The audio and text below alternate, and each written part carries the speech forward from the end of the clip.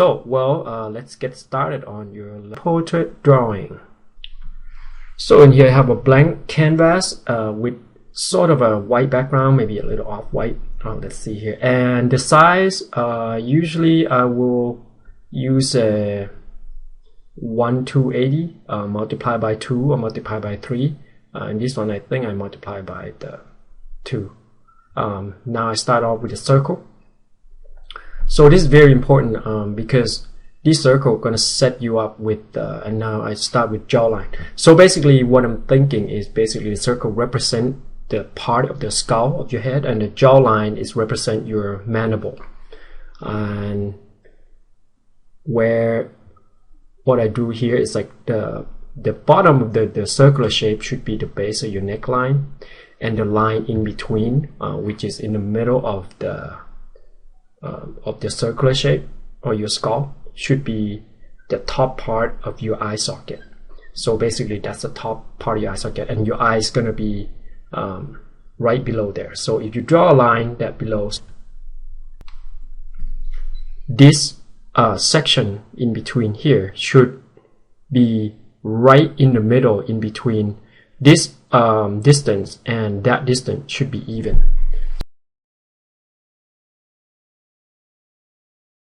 If you can't catch up, you're going to have to pause and take a look at something. So there, the distance between the two have to be even. And then also you break down in half in between the bottom line of your eye, so below your eye, the lower part of your eyelid, in between that to your chin will be in the middle. The nose, the tip of the nose or the bottom of the nose will be right in the middle of it. So the distance between, and the distance in between two eyes in the middle will equal one eye. So first I will try to sketch and get everything to get to the right proportion.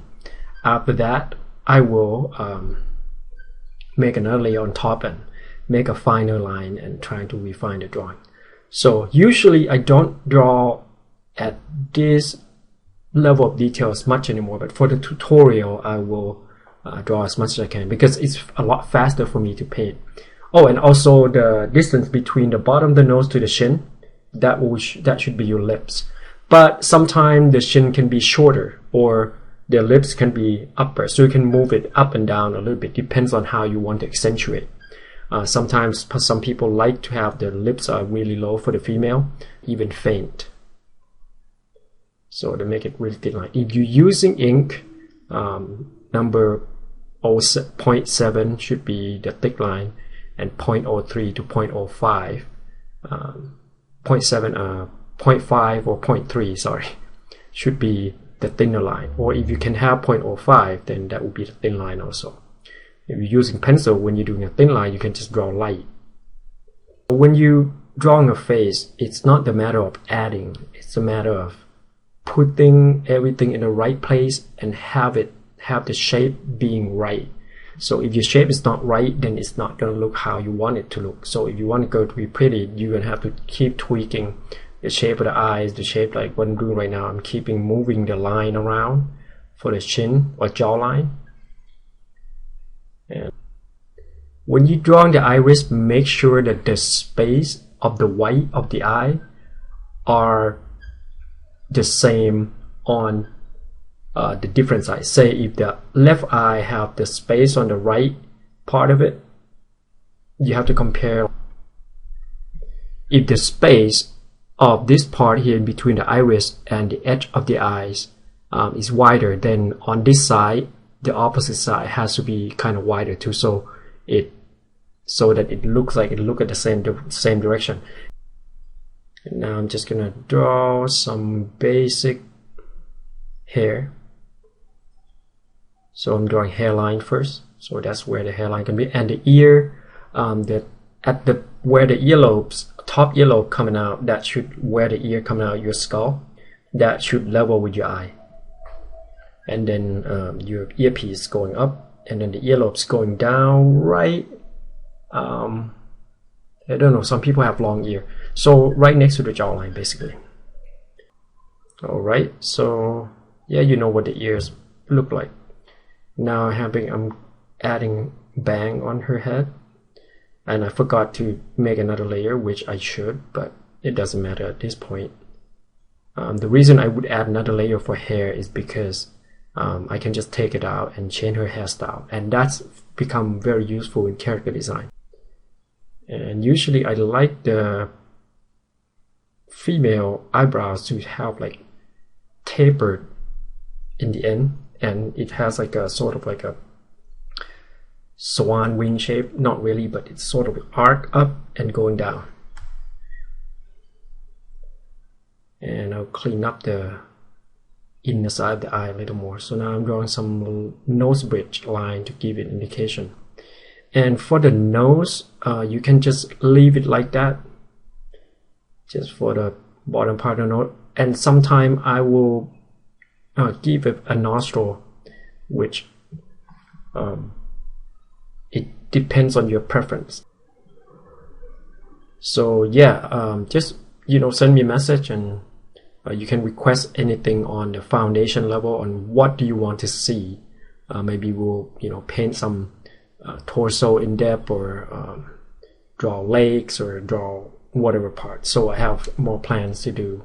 Okay, now we are going to explore the side view of the face. So let's get started. So same thing of all those measurements. If you remember those lines, chin line, and the line for the bottom of the nose, and the line for the eyes are still there, and the line for the eyebrows or the top of your eye socket. Then the V shape, that connecting your jawline to the skull, and the back base of the skull will be the neck right there. Okay. So now we have a pretty rough shape for the side of the face or the profile. And usually your profile will angle down. And now the mouth, I think I have that a little too high on the mouth. And I'm gonna make her upper lip perked up a little bit. That's a lot of tweaking always.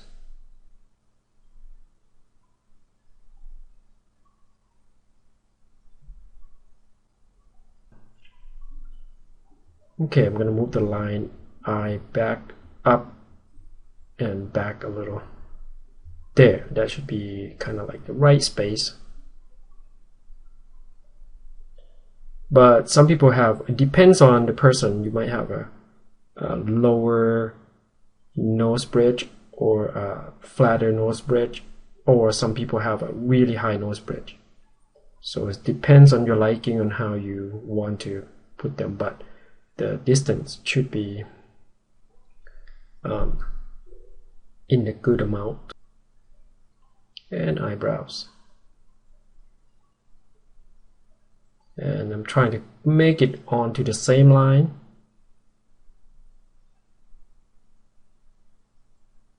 And like I said, if you can't make them all look like the same face, that's okay. It's gonna take a while.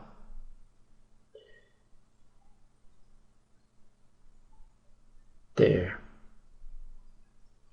Then this is gonna be another tricky part, to draw the lips line on the profile,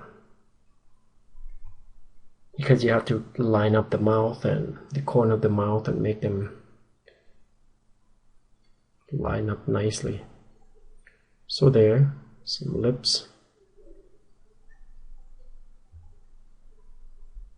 And draw the mouth line out a bit more. Thin down the lip line. Okay, I think that's how I used to draw them. And the ball of the chin. I'm gonna make the chin slightly, her chin look kind of shorter in comparison to those two. I'm gonna make it slightly taller. There. But it got to be on the same line. Alright, I guess that's close enough. It's like if I don't have to measure it against those two, it will be much faster and easier. But since you're making them on a sheet, you have to make sure that everything's accurate and they have to look alike, sort of. I usually just make a copy in case I screwed up or I accidentally draw. But sometimes I accidentally draw on the same layer, but sometimes I forgot anyway, so it doesn't really matter. Because sometimes I would like think about something and I would go do undo and then I'll stay on the same layer. Because I was thinking, oh, maybe I should show you guys this. Okay, so now we have the hair that cover the front, kind of lay down, and the hair that flow, and now the neck, and hair on the other side. The front of the head usually, top of the head in the front usually kind of sloping down, if you notice, until it go to the almost to the back part of your head. That part is going to be higher. Front part at the top of your head is going to be lower, and then the top of the skull will be the highest, and then it's kind of round up until the bottom of your neck or at the base of your skull. Alright, I guess we are done drawing. Alright guys, I will see you in the painting section.